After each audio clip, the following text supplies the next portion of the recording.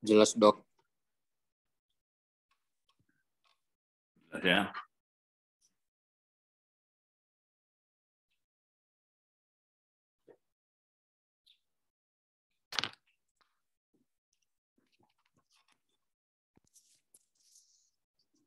Kalau ini lebih jelas? Sudah jelas slide-nya, Dok. Sama apa? Tampilannya akut abdomen, Dok. Suara mana enakan ini? Suara jelas. Sama aja, jelas ya. Oke. Ya. Assalamualaikum warahmatullahi wabarakatuh. Selamat siang. Ini kelas B ya. Ya, akut abdomen. Saya Adi Muradi Muha dari bagian bedah digestif. Ceritakan tentang akut abdomen. Akut abdomen ini adalah suatu keadaan akut lah ya, tiba-tiba pada perut atau pada abdomen yang memerlukan tindakan khusus, terutama adalah tindakan pembedahan. Ya, kita ketahui bahwa abdomen atau perut ya kita bagi ke dalam 9 regio. 9 regio itu ada mulai dari hipokondrium kanan, ya hipokondrium kanan, kemudian epigastrika, hipokondrium kiri, baru habis itu lumbal kiri, umbilikal, lumbal dextra, inguinal dextra, hipogastrika, dan terakhir adalah inguinal sinistra atau inguinal kiri. Saya menyebutnya demikian karena demikian juga lah kalau kita melakukan pemeriksaan fisik di abdomen. Jadi dimulai bisa dari hipokondrium kanan, kemudian epigastrika, hipokondrium kiri, lumbal kiri, umbilikus, lumbal kanan, inguinalis dextra, hipogastrika, dan inguinalis sinistra. Atau bisa saja dimulai dari hipokondrium kiri, epigastrika, hipokondrium kanan, lumbal dextra, umbilikal, lumbalis sinistra, inguinal sinistra, hipogastrika, dan inguinal dextra. Ya, masing-masing regio-regio ini, yang 9 regio ini menempati ada organ-organ intraabdomen di dalamnya. Jadi kalau nanti misalnya ada jejas, ada luka tusuk, atau luka tumpul di regio-regio tersebut, kita dapat memperkirakan kira-kira organ apa yang terkena pada daerah tersebut. Ya, pada abdomen atau di perut itu ada lapisan perut atau disebut dengan peritoneum yang merupakan satu lapisan serosa yang paling besar dan paling luas, paling kompleks yang terdapat dalam tubuh. Dia membentuk suatu kantong atau kolumnya jadi kayak tong seperti itu dengan batas-batas anterolateral di permukaan bagian dalam dinding abdomen, di posterior di retroperitoneum, bagian inferiornya adalah struktur ekstraperitoneal di pelvic, bagian superiornya adalah bagian bawah dari diafragma. Ya, kalau kita lihat gambar ini, jadi peritoneum itu dibagi 2 ya, peritoneum. Ada juga membagi peritoneum itu jadi 4. Tapi lazimnya mereka membagi peritoneum itu menjadi 2. Yang pertama adalah peritoneum parietal, yang kedua adalah peritoneum visceral. Ada juga yang menyebutkan bahwa omentum disebut peritoneum, lepas, kemudian mesenterium disebut juga peritoneum, penyatu, penghubung, peritoneum penghubung. Tapi yang lazimnya memang adalah peritoneum parietal dan visceral. Di mana peritoneum parietal ini menutupi bagian anterior, lateral, dan posterior dari dinding abdomen, termasuk permukaan inferior dan pelvic. Jadi dia yang melapisi dinding sebetulnya, ya, melapisi dinding di abdomen. Sedangkan peritoneum visceral menutupi organ-organ di intraperitoneal. Jadi seperti kalau kita lihat gambar di sebelahnya ini, jadi yang bagian merah itu peritoneumnya, tuh peritoneum visceral, ya, gambar yang ini.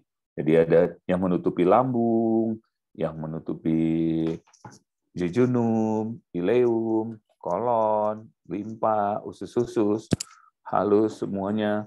Nah, itu kolon itu ada bagian yang di intraperitoneal dan ada bagian yang di retroperitoneal. Jadi kalau kolon ascendent, sebagian di intraperitoneal, di sebagian di retroperitoneal. Demikian juga dengan kolon descendent. Sedangkan kolon transversum seluruhnya berada di intraperitoneal.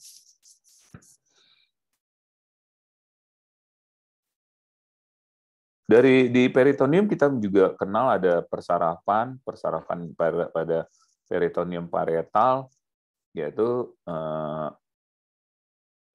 dia terdiri dari saraf aferen, somatik, dan visceral yang sangat sensitif, terutama bagian ventral. Di mana di daerah pelvis dia kurang sensitif, dia melokalisir stimulus, dan jadi pada peritoneum parietal ini kalau dia terlibat atau terkena rangsangan, dia hanya stimulasinya pada dia nyeri tekan atau nyeri lepas dan defans muskular. Jadi dia tidak dapat melokalisir, dia stimulusnya hanya karena nyeri tekan, nyeri lepas, dan defans muskular. Jadi kalau sudah terlibat peritoneum parietal, dia lebih jelas tuh bisa mengetahui di mana lokasi nyerinya. Sedangkan kalau peritoneum visceral, karena dia sistem sarafnya otonom, jadi dia tidak sensitif, jadi dia tidak dapat melokalisir. Jadi dia hanya merespon terhadap tekanan tarikan dan distensi saja. Ya.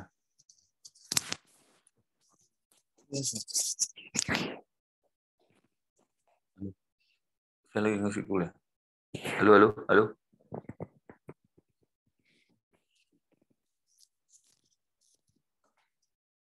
Ya, selanjutnya peritonitis. Peritonitis adalah suatu inflamasi dari peritoneum yang menutup atau lapen serosa tersebut yang menutupi organ abdomen, dikarenakan merupakan suatu bentuk penyakit yang akut dan merupakan kasus bedah darurat atau akut abdomen. Jadi secara lokal maupun umum peritonitis ini dapat terjadi. Jadi nanti ada yang disebut dengan peritonitis lokal ataupun peritonitis generalisata atau peritonitis umum.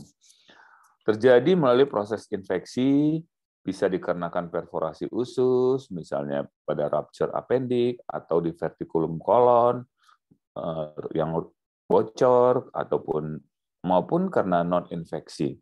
Misalnya akibat keluarnya asam lambung pada perforasi gaster, keluarnya cairan empedu pada perforasi kandung empedu, dan biasa pada wanita peritonitis ini sering disebabkan oleh infeksi tuba, fallopi, atau rupture dari ovarium.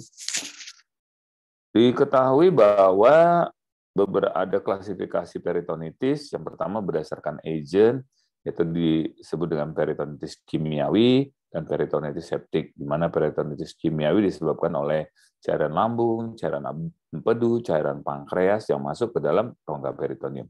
Sedangkan peritonitis septik disebabkan oleh kuman, misalnya karena adanya perforasi usus atau kebocoran dari usus besar, ya, jadi keluarlah kotoran sehingga menyebabkan peradangan di intraabdomen. Sedangkan berdasarkan sumber kuman, klasifikasi peritonitis ini dibagi 3. Ini yang lazimnya dia dipakai, ya, lazim dipakai. Jadi ada peritonitis primer, peritonitis sekunder, dan peritonitis tersier. Umumnya peritonitis primer disebabkan oleh satu bakteri. Jadi kumannya hanya satu, monobakterial, tidak. Nah, beda dengan peritonitis sekunder ataupun peritonitis tersier. Peritonitis primer yang paling sering itu adalah spontaneous bakterial peritonitis, bisa dikarenakan E. coli, bisa dikarenakan pneumonia atau pseudomonas, dan yang paling sering dijumpai malah adalah TBC, Ya, karena TBC menyebabkan peritonitis primer oleh kuman Mycobacterium tuberculosa. Sedangkan peritonitis sekunder ini bakterinya multibakterial, jadi bukan satu, dikarenakan infeksi bakteri dari traktus gastrointestinal, di kebocoran di traktus urinarius, ya, yang masuk menginfeksi ke dalam rongga abdomen. Benda-benda asing, misalnya ada kasa yang tinggal, bisa pasca operasi juga bisa menyebabkan peritonitis sekunder. Sedangkan peritonitis tersier ini biasanya terjadinya karena sudah mengalami peritonitis sekunder, kemudian pasien imunitas pasien turun sehingga terjadilah peritonitis. Atau kadang sesudah lakukan operasi bocor lambungnya, kemudian dioperasi dan setelah itu beberapa saat kemudian bocor lagi, gitulah. Itulah disebut dengan peritonitis tersier. Klasifikasi berdasarkan lokalisasi proses infeksi kita bagi dua, peritonitis lokal dan peritonitis difusa atau generalisata. Peritonitis lokal ini terjadi jika inflamasi masih di dalam area yang terbatas. Manifestasinya bisa sebagai abses, ada debris-debris, ada kadang cairan eksudat yang terkandung di dalam kapsul fibrosa. Sedangkan peritonitis difusa atau peritonitis generalisata terjadi akibat inflamasi yang menyebar ke seluruh rongga peritoneum. Ini adalah kuman-kuman yang biasa menyebabkan peritonitis baik primer, sekunder ataupun tersier. Ya, jadi E. coli memegang peranan ya di mana-mana juga ada dia. Nah, demikian juga Pseudomonas. Pseudomonas paling sering di tersier ya, memang di tersier. Ya, ini adalah pathway dari peritonitis di mana penyebabnya bisa karena kontaminasi bakteri pada kafum peritoneum, infeksi akut atau perforasi traktus gastrointestinal, luka atau trauma tumpul atau trauma tajam, bisa dikarenakan komplikasi dari proses inflamasi organ intraabdomen, iritasi langsung, misalnya karena cairan lambung, cairan empedu. Kemudian karena infeksi akan menyebabkan penyebaran infeksi ke peritoneum, sehingga kalau luka tusuk mikroorganisme dari luar masuk ke dalam kafum peritoneum, sehingga keadaan-keadaan ini akan menyebabkan peningkatan dari neutrofil dan PMN. Dan selanjutnya akan meningkatkan sitokain, interleukin 1, interleukin 6, TNF-alfa, leukotriene menjadi aktif, sehingga terjadilah proses inflamasi lokal di kafum abdomen. Terjadinya inflamasi lokal akan membentuk benang-benang fibrin. Ya, benang-benang fibrin itu proses yang wajar-wajar saja terjadi, kemudian akan mengeblok area tertentu sehingga daerah situ bisa terbentuk abses. Terjadinya abses di daerah tersebut menyebabkan peningkatan permeabilitas kapiler, bakteri masuk membentuk eksudat fibrosa, dan bisa terjadilah inflamasi dari peritoneum atau peritonitis. Atau proses yang tadi ya bisa jadi setelah inflamasi pada peritoneum akan menyebabkan aktivasi peristaltik usus menurun. Jadi pada orang-orang peritonitis, aktivasi peristaltik ususnya menurun sehingga terjadilah ileus. Ileus di sini ileus paralitik. Nanti kita bagi dua tuh, ileus paralitik dan ileus obstruksi. Karena ileus paralitik sehingga usus menjadi meregang. Usus meregang menyebabkan absorpsi makanan terganggu, salah satunya berat badan menurun dan akhirnya ketidakseimbangan nutrisi kurang dari kebutuhan tubuh. Sedangkan bagian lain, karena usus yang meregang itu, maka akan terjadi malabsorpsi air pada kolon. Kalau absorpsi air pada kolon terganggu akan menyebabkan konstipasi, sulit untuk BAB. Untuk proses yang lain dari inflamasi tersebut, ya dia tetap akhirnya nanti menjadi infeksi, ya tidak infeksi atau menjadi dengan disertai nyeri akut, sehingga perlu tindakan segera. Anamnesis nyeri ditanyakan apakah ada rasa nyeri waktu timbulnya nyeri, lokasinya serta karakteristik dari nyeri tersebut. Pasien biasanya akan berbaring dan diam saat merasakan nyeri. Demam bisa dapat tadi kan karena suhu yang pelepasan mediator inflamasi dan menyebabkan gangguan mediator, akhirnya terjadilah demam. Anoreksia, terjadi mual muntah, ada diare, atau susah buang air besar. Ditanyakan juga riwayat pasiennya sudah pernah operasi nggak sebelumnya, operasi perut nggak sebelumnya. Karena dari sini kita bisa bisa memperkirakan kemungkinan bisa jadi karena ada adhesi, kemudian obstruksi, dan terjadi perforasi. Mungkin saja. Jadi ditanyakan riwayat operasi sebelumnya. Atau kalau terlalu dekat operasinya dengan operasi sekarang, diduga ada sesuatu yang di dalam intraabdomen. Bisa saja benda asing yang tinggal. Riwayat penggunaan obat-obat non-steroid anti-inflamasi drug dan kortikosteroid, dan riwayat penyakit gastrointestinal sebelumnya. Pada pemeriksaan fisik, inspeksi, pasien akan membuat sikap diam dan berbaring, serta menahan nyeri terus-menerus, jadi dia seperti memapan, nggak mau bergerak, kalau semakin bergerak, dia semakin sakit, jadi dia diam aja. Pada palpasi, ada nyeri tekan, nyeri lepas, adanya defense muskular. Ya, defense muskular itu seperti papan, jadi kayak nekan papan lah, keras gitu. Kemudian pada perkusi bisa terdapat liver dullness negatif. Jadi kalau peka hati atau liver dullness ini menghilang, kehatian diduga ada kebocoran di organ-organ intraabdomen, baik itu gaster ataupun di usus. Dan biasanya udara itu terperangkap di tempat yang lebih tinggi kan, di tempat yang tinggi itu adalah di subhepatik kanan. Auskultasi, bising usus menurun sampai menghilang. Ya, diketahui bising usus normal itu 5-30 kali per menit. Jadi kurang dari 5 kali per menit ya, bising ususnya. Dengan pemeriksaan digital rectal examination,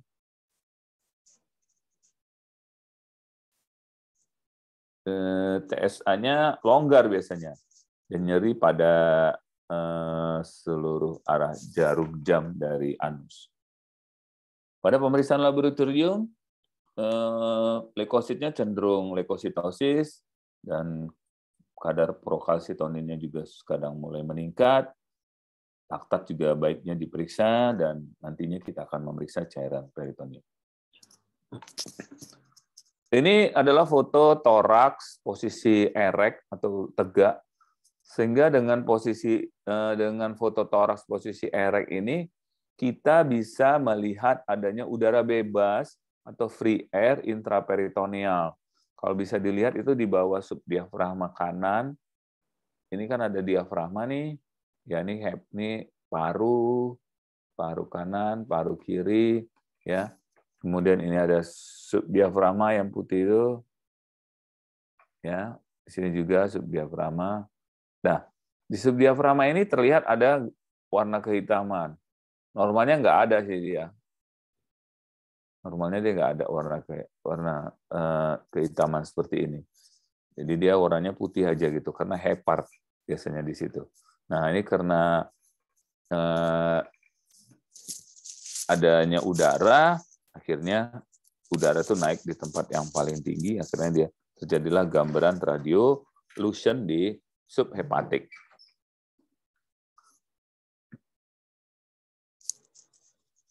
Ya, kalau bisa kita lihat, ini gambaran X-ray abdomen, ya foto polos abdomen, ini foto polos abdomen normal, sedangkan ini foto polos abdomen pada peritonitis.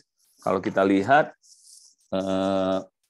normalnya ada gambaran psoas di belakangnya, psoas muscle, sedangkan di sini nggak ada lagi gambaran psoas. Itu salah satu tanda bahwa kemungkinan ini pasien adalah peritonitis. Kemudian adanya blur preperitoneal fat line, nggak kelihatan, nih kan harusnya ada nih preperitoneal fat line, nih kanan kiri, ini nggak kelihatan, blur dia. Ya, kesannya kayak menghilang. Jadi kesannya adalah infeksi peritonitis. Sedangkan kalau tadi dengan untuk melihat free air intraperitoneal kita nggak bisa dengan pemeriksaan foto polos abdomen. Yang paling baik adalah dengan foto toraks. Untuk foto toraks posisi erect untuk melihat adanya free air. CT scan sangat baik, ya. CT scan sangat baik, bisa mendeteksi cairan dengan jumlah yang sedikit, kemudian bisa tahu areanya terjadi inflamasi di mana, dan patologi gastroenteritis lainnya dengan sensitif yang sangat tinggi. Biasanya untuk CT scan baiknya memang melihat dengan menggunakan kontras supaya bisa terlihat gambaran-gambaran kelainan atau permasalahan yang ada di intraabdomen. Untuk pasien-pasien yang mengalami trauma tumpul abdomen yang diduga suatu peritonitis nantinya, kalau kita nggak yakin, kita bisa melakukan diagnostik peritoneal lavase. Nah, diagnostik peritoneal lavase ini kedudukannya sama sih dengan USG atau FAST namanya, Focus Assisted Sonography for Trauma.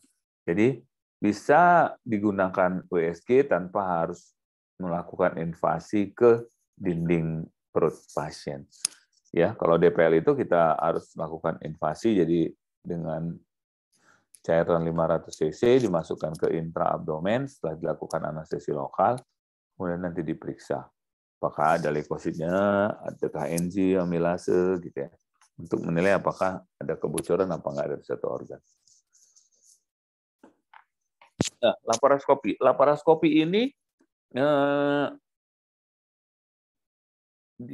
dia dipakai sebetulnya untuk operatif, gitu ya, untuk tindakan operatif.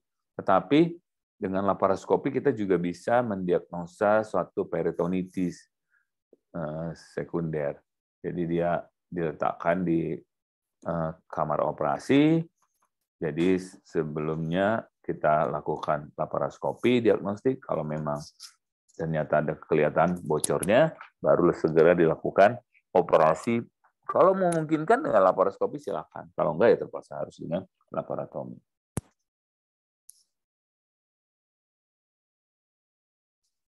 Ya, inilah gambaran diagram dari akut abdominal pain. Ya, jadi kalau peritonitis jangan buru-buru diganti antibiotiknya, lihat dulu gitu ya. Demikian juga kalau pada pasien-pasien yang non peritonitis. Komplikasi dari peritonitis adalah pertama trombosis vena mesenterica, sindroma gangguan pernapasan, kegagalan multi organ progresif, peritonitis tersier nih, ileus, abses intraabdomen, infeksi pasca operasi, fistula enterik, dan kematian. Tata laksana pada peritonitis itu prinsipnya ada 4. Yang pertama adalah mengontrol sumber infeksi, kedua mengeliminasi bakteri dan toksin, yang ketiga mempertahankan fungsi sistem organ, yang keempat mengontrol proses inflamasi.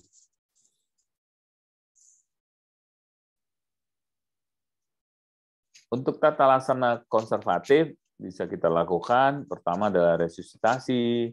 Resusitasi dimulai dengan kristaloid, contohnya adalah ringer laktat atau NaCl atau asering, sebanyak 30 cc per kilogram berat badan per jam selama 3 jam. Kemudian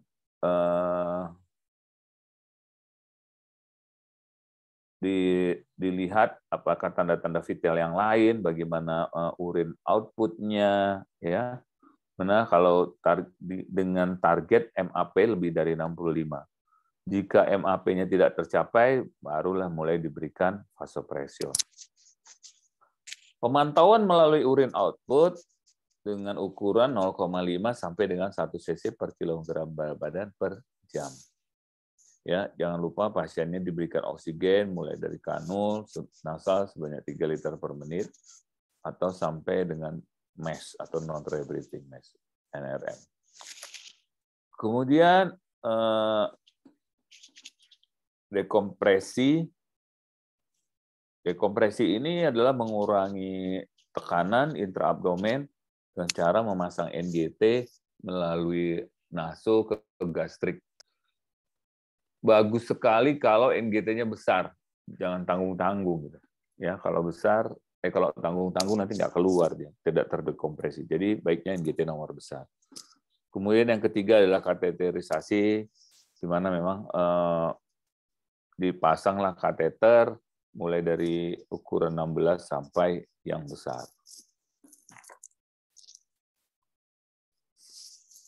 Ini gambaran dari pemberian antibiotik dan analgetik diberikan secara empiris sesegera mungkin setelah pengambilan spesimen mikrobiologi. Pemberiannya antibiotiknya spektrum luas, jadi direkomendasikan saat ini kalau sudah peritonitis, nggak ada lagi premedikasi ya, langsung aja di terapeutik dia. Dan biasanya dipakai doxorubicin. Ya.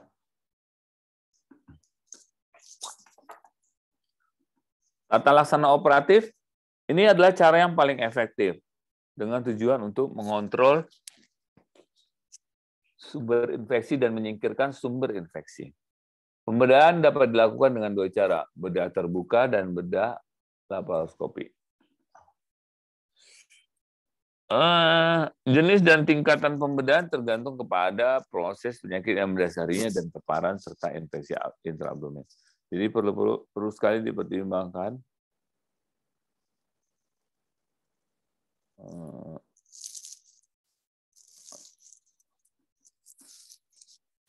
Tata laksana operatif, jadi dia sangat efektif untuk mengontrol sumber infeksi dan menyingkirkan sumber infeksi.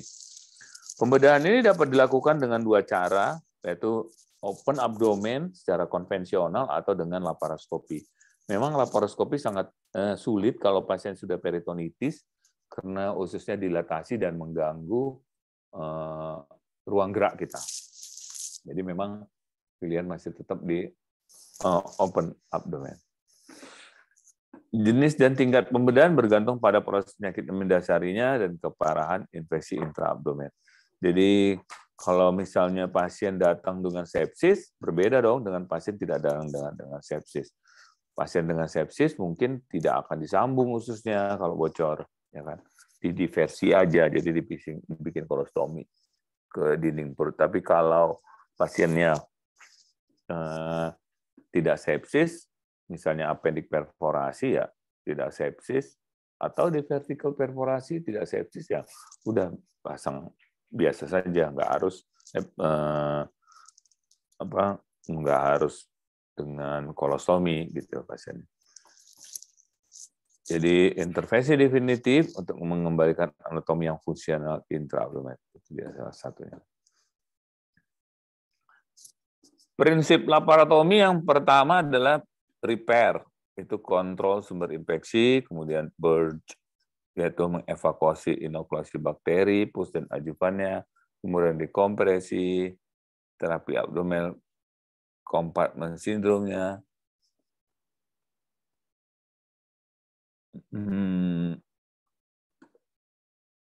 dekompresi ya, dekompresi ini mengurangi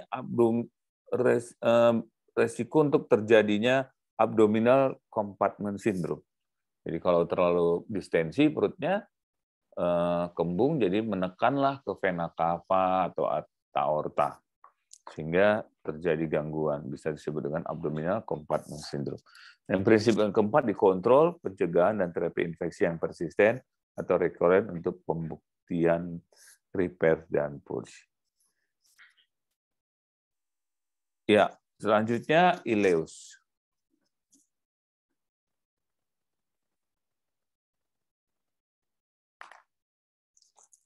Anatomi usus itu terdiri dari dua bagian, yaitu usus besar atau disebut dengan large intestine dan usus halus disebut dengan small intestine.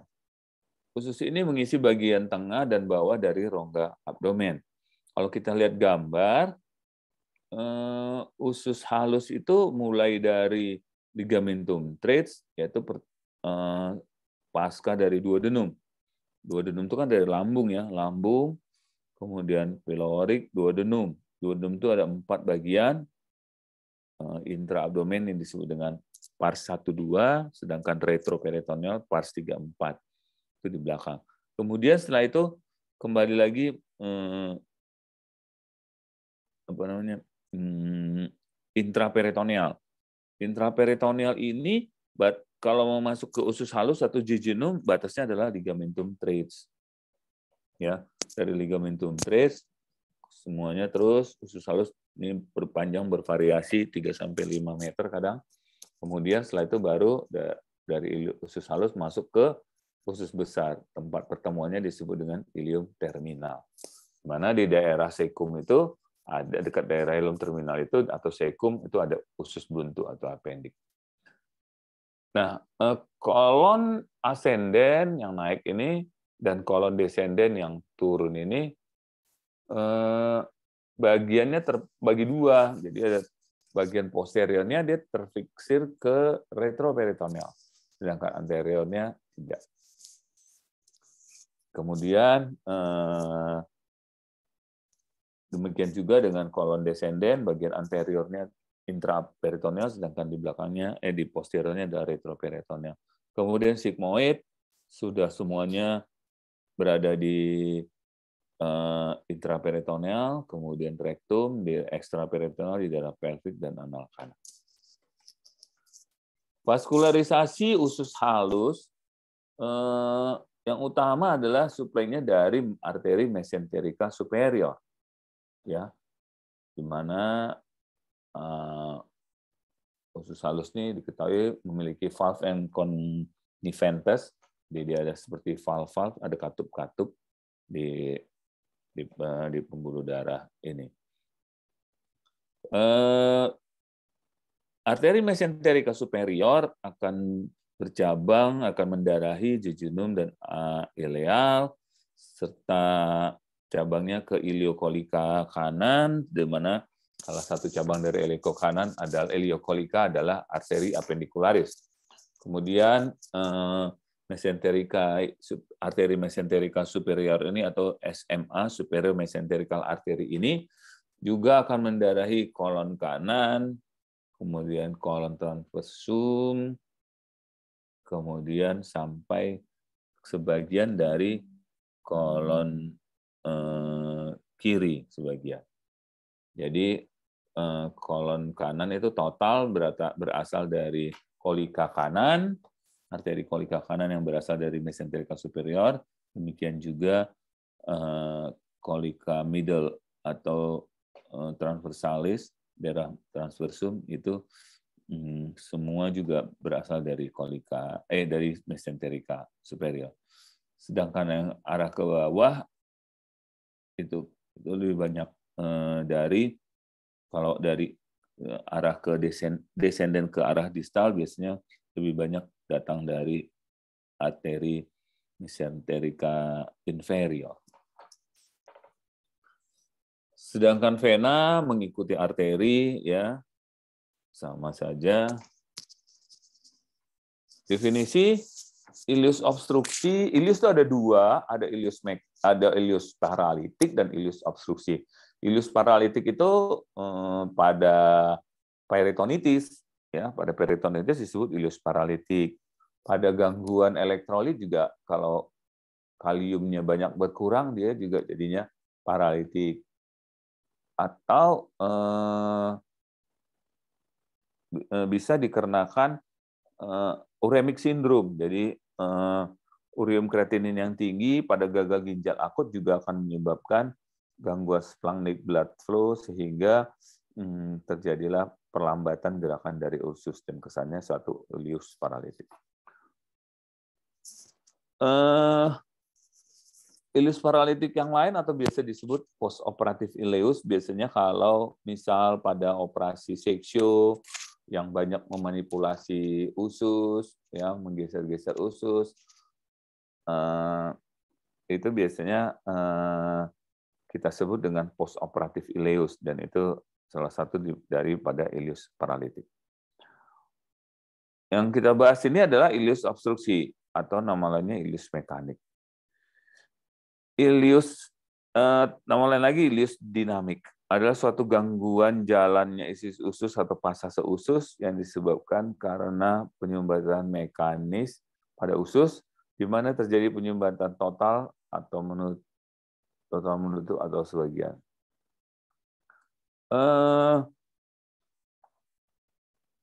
Sumbatan ini biasanya disebabkan kelainan dari lumen usus. Jadi di lumen usus halus, di dinding usus, atau di luar usus yang menekan.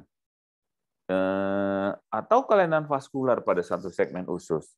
Ya, jadi karena bisa dikarenakan proses dari dalam usus, dan biasanya proses dari dalam usus itu paling sering di kolon, baik itu kolon ascending, transversum atau descending dan ke distalnya.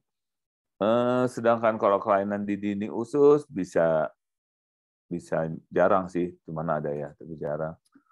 Atau karena ada masalah di tempat lain, misalnya vesika urinaria, sehingga terjadi penekanan usus dan bisa menyebabkan obstruksi. Klasifikasi berdasarkan waktu, ada yang akut, ada yang kronik, di mana yang akut ada rasa nyeri yang tiba-tiba, muntah, distensi, konstipasi, sering pada usus halus ya. Jadi usus halus itu yang paling sering menyebabkan terjadinya perlengketan. Kemudian kronik, nyerinya kolik pada perut bagian bawah dengan konstipasi yang absolut, distensi datang belakangan, sering pada usus besar. Sedangkan berdasarkan lokasi, kita bisa sebut ileus letak tinggi atau satu lagi ileus letak rendah. Dimana kalau letak tinggi itu adalah obstruksinya mengenai usus halus dari gaster sampai dengan ileum terminal. Ya, sedangkan letak rendah mengenai usus besar, yaitu dimulai dari ileum terminal sampai ke rektum. Kemudian berdasarkan luas obstruksi ada yang parsial, ada yang total. Ya kalau parsial itu sebagian aja, jadi misalnya dia sudah nggak BAB lagi tapi masih buang angin gitu kan. Atau bisa BAB cuman flatusnya sedikit dan susah gitu. Sedangkan kalau total sama sekali nggak ada defekasi dan BAB sehingga ya nggak bisa keluar, fesesnya nggak bisa keluar lagi ke anus, bisa-bisa kembali balik tuh feses yang dari anus, yang dari kolon bisa masuk ke lambung, jadi bisa aja muntahnya feses. Berdasarkan tipe obstruksi ada yang simple, closed loop, ada strangulasa. Yang paling bahaya adalah yang strangulation. Strangulation tuh harus segera dikerjakan, kalau enggak nanti pembuluhnya jadi iskemik dan ususnya jadi bocor.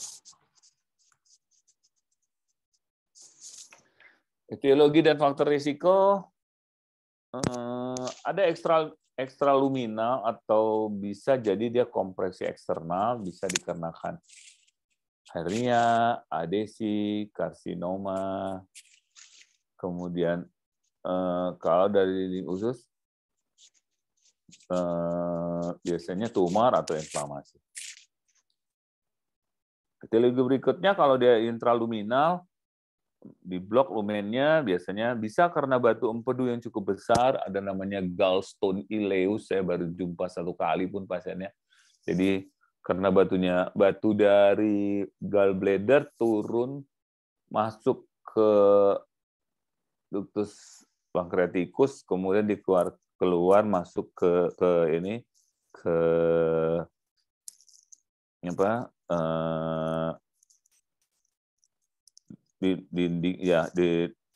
batunya itu masuk ke usus dan bisa bertambah besar tuh nanti di situ di batunya, batu empedu itu, sehingga kok sulit untuk melewati ileum terminal. Terjadilah yang namanya gallstone ileus karena batu empedu.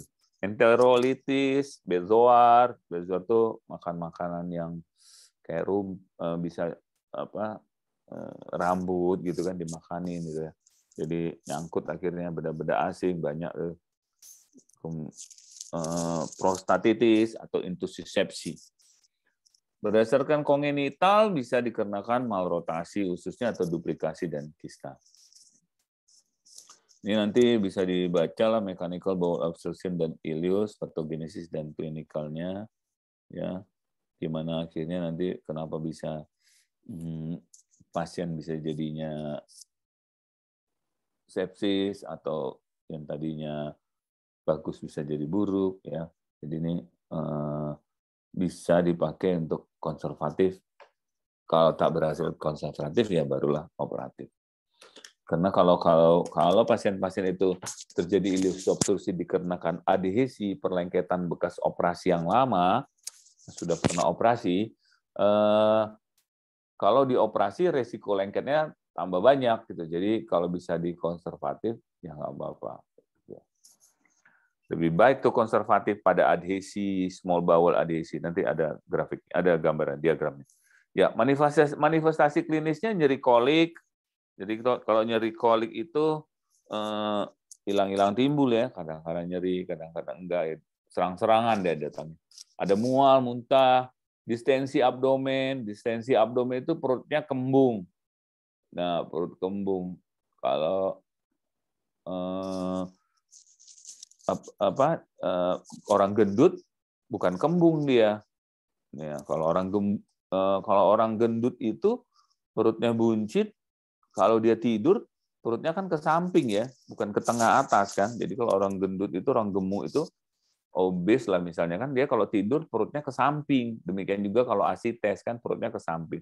Sedangkan kalau terjadi distensi di abdomen, terperangkapnya udara di luar usus atau udara di dalam lumen usus, ya terjadi distensi. Kalau kita tariklah garis imajiner dari prosesus sipodeus ke simplicis pubis, garis imajiner itu kita tarik, kemudian pasien dalam posisi berbaring ya atau supine, kita tarik garis dari imajiner dari prosesus sipodeus sampai ke simplicis pubis. Apabila umbilikusnya berada di atas garis tersebut, itulah disebut dengan distensi. Ya. Kalau umbilikusnya berada di bawah garis hial tersebut, tidak disebut dengan distensi. Jadi distensi kalau perutnya kembung dan umbilikusnya sudah di atas garis imajiner. Manifestasi klinis yang lain, yang biasanya dia datang tidak bisa BAB dan kentut katanya. Ya. Cuman kalau kok ditanyai, ya menjawab tidak, kan susah tuh cari ya, tidak buang angin gitu, kadang lihat, tapi yang lazim biasanya memang pasien datang karena tidak bisa BAB atau perut kembung. Manifestasi klinis kalau dia letak tinggi, muntah-muntah hebat terus-menerus atau proyektil muntahnya, warnanya kehijauan bercampur dengan cairan empedu, ya pasien tidak kembung. Flatus dan pasase biasanya masih ada tapi sudah mulai melemah. Abdominal pain terlokalisir di epigastrium dan periombilikal. Sedangkan untuk yang letak rendah dari ligamentum teres ke rektum ya, dari ligamentum terus dari ileosekal ke rektum, letak rendah itu muntah muncul belakangan tapi tidak proyektil, kembung. Dan kadang-kadang muntah itu baunya bau feses karena di daerah ileum terminalis itu sudah mulai feses berbentuk ya kan. Jadi muntahnya bau feses, warna cairnya kecoklatan, dan lower abdominal pain sampai dengan konstipasi. Pemeriksaan fisik. Inspeksi dapat ditemukan tanda-tanda dehidrasi generalisata seperti kehilangan turgor kulit maupun mulut dan lidah yang kering. Pada abdomen akan tampak distensi perut abdomen, hernia dan massa di abdomen. Ya, tampak distensi, ada parut di abdomen, hernia dan massa di abdomen. Dengan inspeksi pada penderita yang kurus atau sedang juga dapat ditemukan dam kontur atau gambaran usus terlihat di dinding perut kalau pasiennya kurus ya, ataupun Darmstäfung, yaitu gerakan dari peristaltik usus terlihat. Auskultasi, palpasi dan auskultasi terdengar suara episodik gemerincing logam bernada tinggi dan suara aliran atau rush di antara masa tenang. Jadi kalau mau auskultasi pasien-pasien dengan ileus obstruksi, nggak boleh cepat-cepat lah diangkat stetoskopnya ya. Jadi lama gitu sampai 1 menit didengerin baru pindah. Nanti akan terdengar suara bising usus yang aktivasi peristaltik yang meningkat. Jadi suara itu disebut dengan suara borboritsmi, jadi seperti gemuruh gemuruh air. Kemudian setelah itu baru ada suara metallic sound, seperti logam bernada, dentingan logam. Palpasi dan perkusi, pada palpasi didapatkan distensi abdomen dan perkusi timpani yang menandakan adanya obstruksi. Kemudian palpasi bertujuan untuk mencari adanya tanda-tanda iritasi peritoneum atau nyeri tekan, termasuk defense muskular, atau rebound dan pembengkakan atau massa yang abnormal. Kadang sulit palpasi karena pasiennya sudah distensi.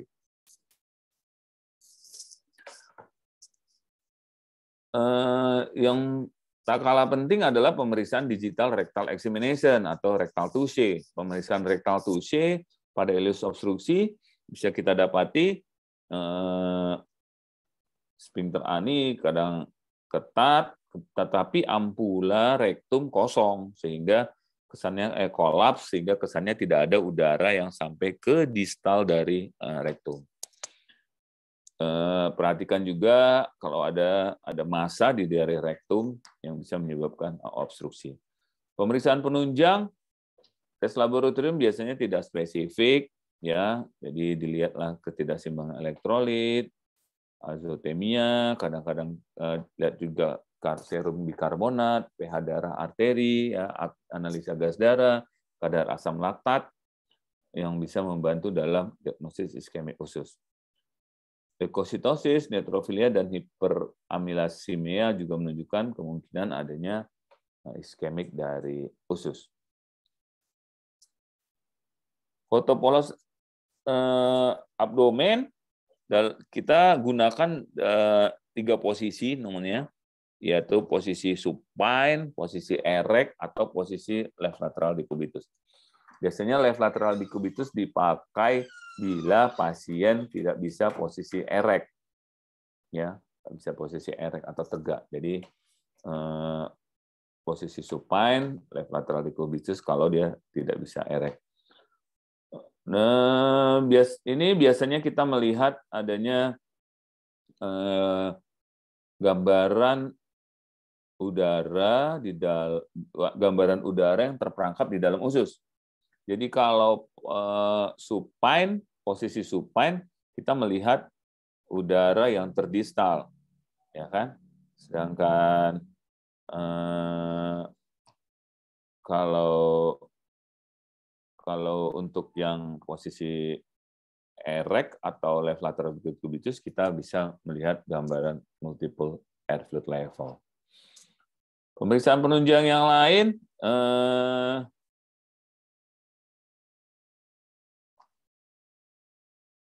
CT scan abdomen lebih spesifik dan sensitif untuk mendeteksi obstruksi kolon dibandingkan obstruksi usus halus.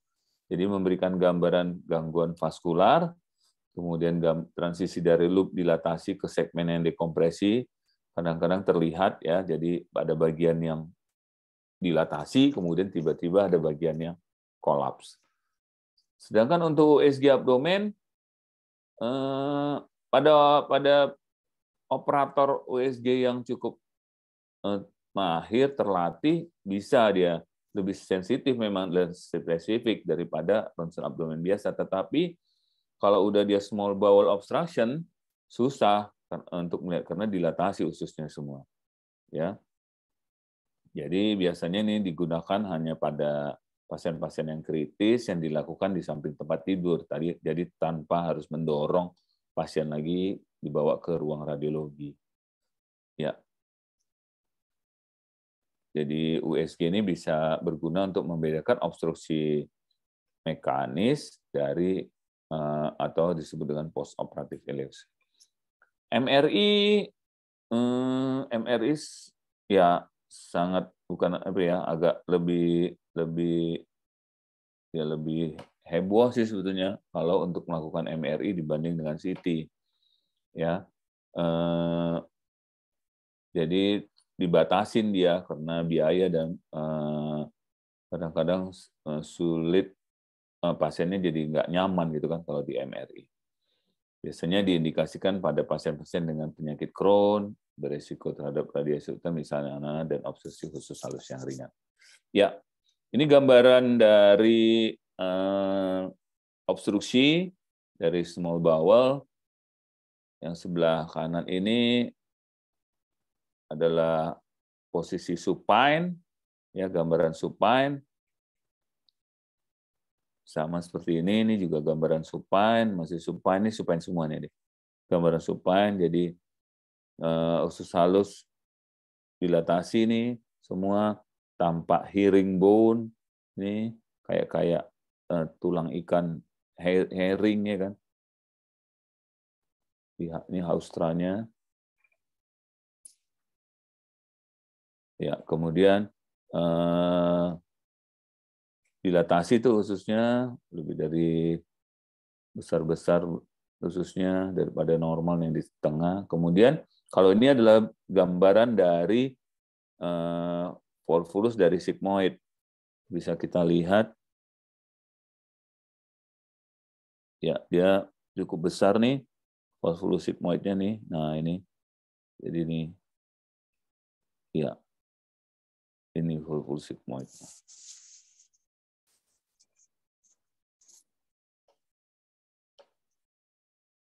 Ini gambaran supine, ya, ada dilatasi multiple loop dan volvula conniventes, jadinya seperti herringbone disebut. Kemudian ini adalah step ladder, multiple air fluid level atau disebut dengan step ladder. Ini udara kan yang terperangkap. Ini posisinya posisi erect nih, posisi erect. Ini gambaran dari ya volvulus tadi terlihat ini besar. Ya, ini gambaran volvulus dari sigmoid. Tampak seperti gambaran coffee bean namanya. Ya, biji buah kopi.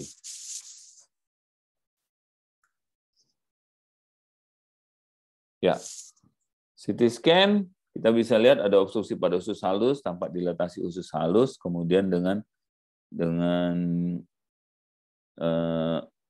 ujung ilium dekompresi, ya ini ujung ilium, kemudian kolon ascendens yang kecil. Nah ini dia. Jadi di daerah ini kira-kira terjadi obstruksinya. Gambaran radiologis pada ileus obstruksi letak tinggi, dilatasi usus di proksimal sumbatan, yaitu sumbatan paling distal di iliocecal junction, bisa kolaps usus, bisa ada gambaran herringbone appearance, ada step ladder. Sedangkan yang letak rendah, dilatasi usus di proksimal sumbatan, kemudian ada kolaps usus di distal sumbatan, penebalan dinding usus yang mengalami dilatasi, ya. Kalau usus halus gambarannya herringbone, kalau usus besar tampaknya di pinggir biasanya. Ya, gambaran air fluid level tetap ada di usus halus.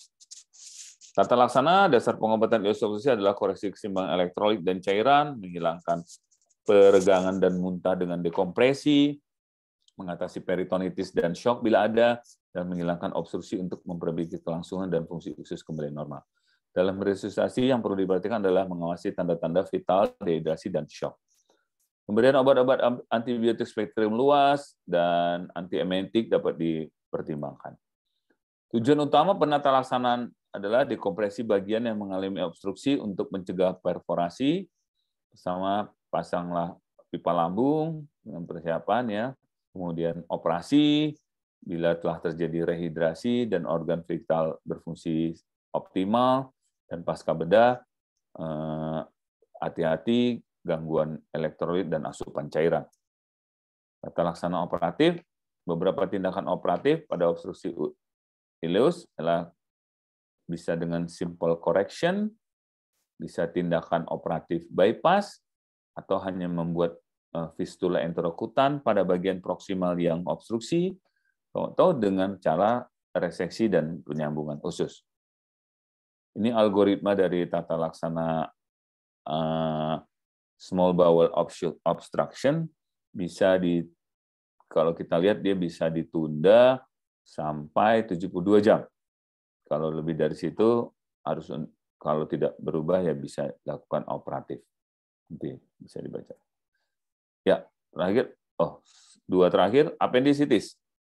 Appendicitis ini atau nama lainnya appendix vermiformis merupakan organ tubular bentuk seperti cacing yang banyak mengandung jaringan limfoid, di mana kalau anak appendiknya relatif panjang, diameternya lebih kecil. Bentuk appendik pada anak itu pintunya lebar, sedangkan ujung appendiknya lebih kecil. Izin dok. Ya. Jam 3 ada kuliah lain dok. Oh iya, oke, nggak apa-apa. Nanti ingetin ya. Ya dok. Sedikit lagi. Ya, appendicitis ini harus dibedakan antara anak dan dewasa. Kalau pada anak paling mudah terjadi peritonitis dikarenakan omentum pada anak yang pendek-pendek. Sedangkan pada orang dewasa, peritonitis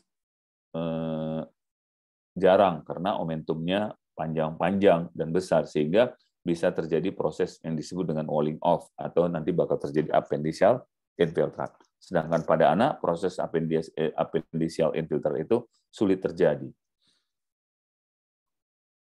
Ya, ini vaskularisasi arteri appendicularis. Appendik yang paling sering adalah di retrosekal.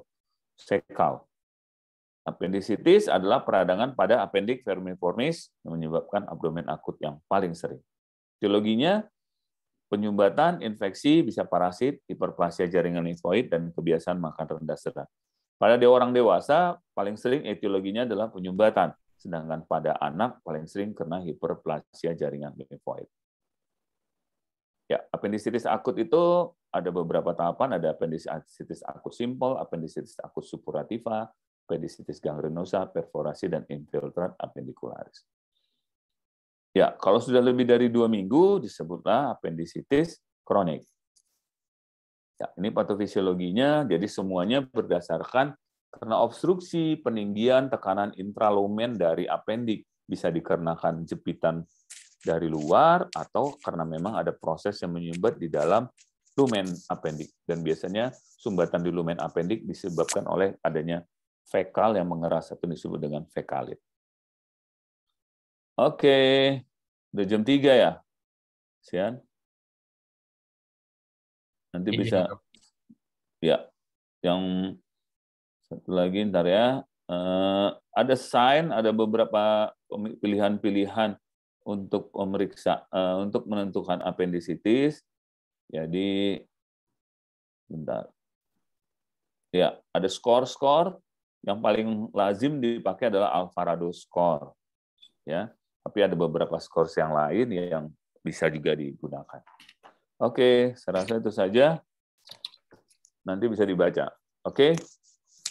Terima kasih. Baik, dok. Terima kasih banyak, dok. Terima kasih banyak, dok.